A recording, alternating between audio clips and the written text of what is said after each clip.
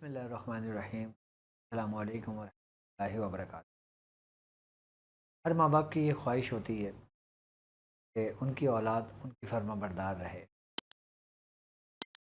उनको अच्छी बहू मिले और उनकी बेटियों के अच्छी जगह रिश्ते हो जाएं, उनकी बेटियों का नसीब अच्छा हो। यकीनन माँ बाप अपनी बेटी को सब कुछ दे सकते हैं सिवा नसीब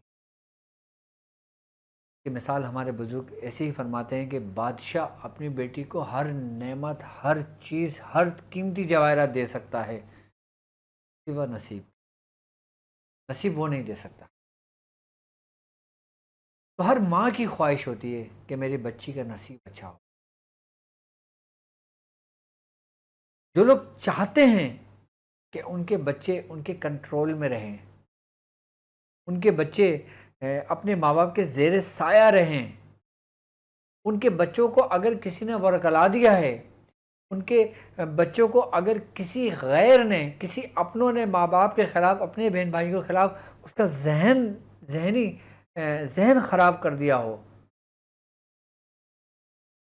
तो वो चाहते हैं कि उनके बच्चे लौट आएँ, उनके बच्चे उनके साथ हो जाएं।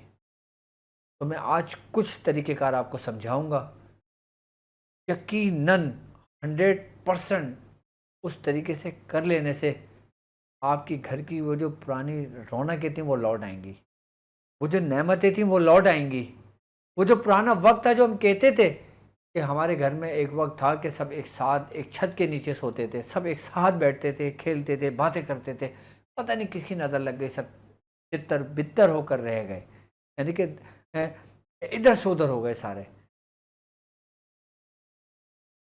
वो माँ बाप जो ये चाहते हैं कि उनकी औलाद उनकी आंखों का तारा रहें, उनके बच्चों का नसीब अच्छा हो, उनके घर में रिज़्क़ की कुशादगी रहे, वो किसी के मोहताज ना हो। अगर वो कर्ज़दार हो तो उनके कर्ज़ की अदायगी हो जाए। तो सबसे पहले याद रखना कि आप जब भी खाना खाएं, चाहे वो सुबह का हो, दोपहर का हो, रात का हो, अपने घर के अंदर एक मामूल ये ज़रूर बनाएं कि आप दस्तरख़्वां पे अपने बच्चों के साथ बैठकर खाना खाएं।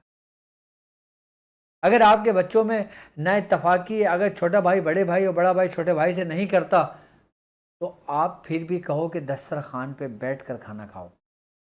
चाहे तुम एक दूसरे से बात ना करो, लेकिन खाना दस्तरखान पे बैठ कर खाओ।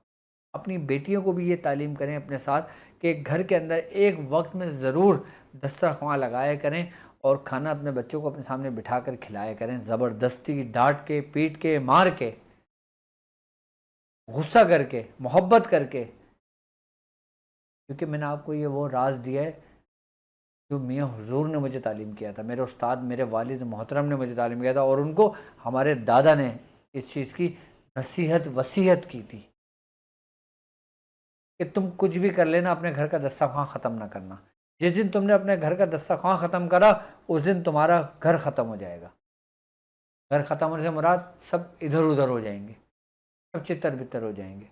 कोई मशरिक़ में होगा तो कोई मग़रिब में होगा, तो कोई शुमाल में होगा तो कोई जनूब में होगा, और कोई एक दूसरे के रवादार नहीं होंगे चेहरे देखने को। तो ये बात मुझे मेरे वालिद मोहतरम ने बताई थी कि अगर तुम चाहते हो कि तुम्हारा घर आबाद रहे, तो तुम दस्तरखान का अहतमाम किया करो अपने घर में। और जिस घर के अंदर दस्तरखान लगता है, उस दस्तरखान पे बाकायदा बुजुर्गान दिन फरमाते हैं कि बरकतें नाजिल होती हैं, उतारी जाती हैं, और वो बरकतें जब उस दस्तरखान पे उतरती हैं तो फिर पूरे घर में फैलती हैं। और जब वो बरकतें पूरे घर में फैलती हैं, तो घर के अंदर से शयातीन दूर होते हैं, घर के अंदर से नेगेटिविटी दूर होती है, घर के अंदर से जादू दूर होता है, घर के अंदर से वो नाफरमाने, ना वो शैतानी चुटकुले, वो ख़त्म होते हैं। वो शयातीन जो हमारे दिमागों में काबिज़ किए हुए होते हैं, वो हमारे दिमागों से निकलते हैं। तो ये एक बेहतरीन मैंने उसका बताया आपको कि अपने घर का दस्तरख़्वान ख़त्म ना करना। अगर आपके पास डाइनिंग टेबल है ना, आप डाइनिंग टेबल पे दस्तरख़्वान लगा दें। ज़मीन पे लगाना चाहें ज़मीन पे लगा दें, टेबल पे लगाना चाहें टेबल पे लगा दें, तख्त पे लगाना चाहें तख्त पे लगा दें।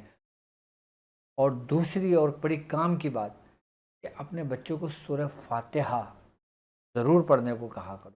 अगर बच्चे ना पढ़ सकें, आप खुद ज़रूर पढ़ा करो। कम से कम 40 मरतबा सूरह फातिहा इस तरीके से पढ़ना है, जो तरीका मैं आपको बता रहा हूँ कि बिस्मिल्लाहिर्रहमानिर्रहीम, अल्हम्दुलिल्लाहि रब्बिल आलमीन, अर्रहमानिर्रहीम, मालिकी यौमिद्दीन, इय्याका नअबुदु व इय्याका नस्तईन। अब इय्याका नअबुदु व इय्याका नस्तईन को हम 10 मरतबा पढ़ेंगे। इय्याका नअबुदु व इय्याका नस्तईन, इय्याका नअबुदु व इय्याका नस्तईन, इय्याका नअबुदु व इय्याका नस्तईन। जब 10 दफ़ा पढ़ लेंगे इय्याका नअबुदु व इय्याका नस्तईन, फिर पढ़ेंगे इहदिनस सिरातल मुस्तकीम सिरातल लज़ीना अनअमता अलैहिम गैरिल मग़दूबि अलैहिम वलद्दालिन। ये एक दफ़ा हो गया। इस तरीके से 40 बार पढ़ लें। 40 बार नहीं पढ़ सकते, कम से कम 10 बार ज़रूर सूरह फातिहा इस तरीके से पढ़ लें। अपनी बेटियों को तालीम कर दें। अच्छा, अब जिनके रिश्ते नहीं होते ना, वो अपनी बेटियों को तालीम कर दें। इसी तरीके से कहना 10 दफ़ा सूरह फातिहा पढ़ो बेटा, इस तरह पढ़ो कि हर दफ़ा में बिस्मिल्लाह पढ़ी जाएगी। और जब इय्याका नअबुदु व इय्याका नस्तईन पे आएँगे तो 10 मरतबा इय्याका नअबुदु व इय्याका नस्तईन तकरार करेंगे और पूरी कर लेंगे। सही कि 10 बार सूरह फातिहा पढ़ेंगे, दुआ करेंगे, नियत रखेंगे अपने रिश्ते के लिए। देखें, मनपसंद की शादी हो, जहाँ आप रिश्ता लेना चाहते हैं, जिन लोगों ने मना कर दिया हो, ठुकरा दिया हो, दुश्मनी हो, आप ज़रा इस तरीके से करके सिर्फ 10 दिन देख लें, आपके रास्ते बनने शुरू हो जाएंगे। अब चाहें आप इसको 40 दिन मुकम्मल कर लें, चाहे अपनी ज़िंदगी का मामूल बना लें। जब रिश्ता हो जाए, फिर इसी सूरह फातिहा को किसी और नियत से, किसी और काम से पढ़ना शुरू कर दें। अब आप चाहते हैं आपको रिश्ता हो गया, आपके शौहर की अच्छी जॉब हो जाए, इस नियत से पढ़ लें। अब जब शौहर की अच्छी जॉब भी हो गई, फिर आप इस नियत से पढ़ लें कि मेरे बच्चे हों। अब आप चाहते हैं अल्लाह आपको नेमत दे, पहली नेमत के लिए पढ़ें। आप चाहते हैं अल्लाह हमें रहमत दे, आप रहमत के लिए पढ़ें। आई बात समझ में? और फिर मकसद, इंसान की ज़िंदगी की ज़रूरियातें पूरी नहीं होती, मकासद कभी भी पूरे नहीं होते। तो इसलिए इस सूरह फातिहा को इस तरतीब से अपने हाथ में गिरा बांध लें। इससे और माँ बाप 10 मरतबा सूरह फातिहा इस तरीके से पढ़ के चीनी पे दम करके अपने बच्चों को खिलाएं, बच्चे हमेशा उनके फर्माबरदार रहेंगे। चाहे वो चाय में डाल के दे दें, चाहे कॉफ़ी में डाल के दे दें, जूस में डाल के दे दें, शरबत में डाल के दे दें। बड़ा कीमती राज मैंने आपको बताया है, जो आपके घर को आबाद रखेगा, घर में बरकत होगी, घर में रौनक होगी। अब मुझे इजाज़त दीजिए इस बात पे कि आप अपना बहुत ख्याल रखें। अस्सलाम वालेकुम।